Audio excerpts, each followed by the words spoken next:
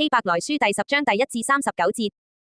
一律法既然是將來美好事物的影子，不是本體的真像，就永不能憑着每年獻上同樣的祭物使前來的人得以完美。否則，侍奉的人只一次就得潔淨，良心就不再覺得有罪。那麼，獻祭的事豈不是早就停止了嗎？3可是那些祭物卻使人每年都想起罪來。4因為公牛和山羊的血不能把罪除去。5所以，基督到世上來的時候，就說，祭物和禮物你未曾想要，但你為我預備了身體。6燔祭和贖罪祭，你不喜悅。7那時我說，看哪，我來了，經卷上已經記載我的事，神啊，我來是要遵行你的旨意。8前面說，祭物和禮物、燔祭和贖罪祭，都不是你想要的，也不是你喜悅的，這些都是按照律法獻的。9接着又說，看哪，我來了，是要遵行你的旨意。可見他廢除那先前的，為要建立那以後來的。10因為耶穌基督遵行了神的旨意，只此一次獻上他的身體，我們就得以成聖。11所有的祭司都是天天站着服侍，多次獻上同樣的祭物，而那些祭物永不能把罪除去。12唯有基督獻上了一次永遠有效的贖罪祭，就坐在神的右邊。13此後只是等待神使他的仇敵做他的腳凳。14這是因為他藉着一次的獻祭，就使那些成聖的人永遠完美。15聖靈也向我們作見證，因為他說過。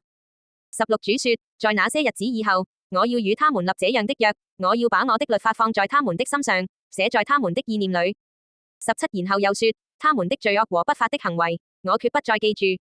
18既然這些都赦免了，就不必再為罪獻祭。勸勉和警告。19所以，弟兄們，我們憑着耶穌的血可以坦然無懼地進入至聖所。20這進入的路是他給我們開的，又新又活，穿過萬象，這萬象就是他的身體。21既然我們有一位偉大的祭司治理神的家。22既然我們的心已蒙血灑，不再有邪惡的良心，身體也用清水洗淨了，我們就應該懷着真誠的心和充分的信心來到神面前。23又要堅持我們所宣認的盼望，毫不動搖，因為那應許我們的是信實的。24我們也要思想怎樣彼此激勵，好讓大家更加相愛和行善。25不要放棄聚會，好像有些人習慣的那樣，反而要互相勸勉。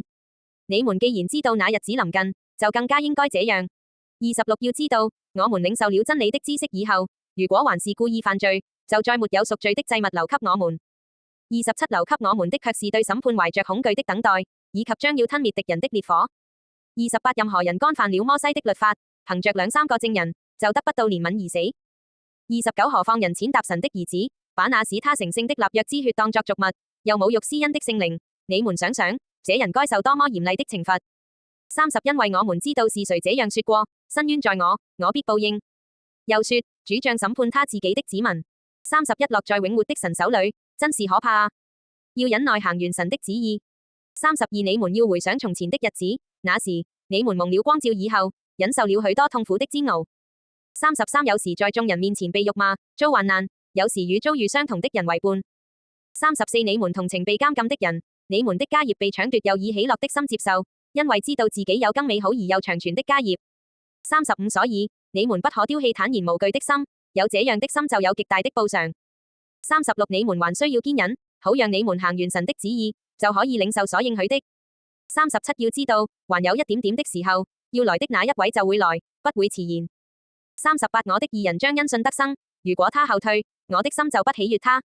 39但是我們不屬於那些退縮以致滅亡的人，而屬於有信心得以保存生命的人。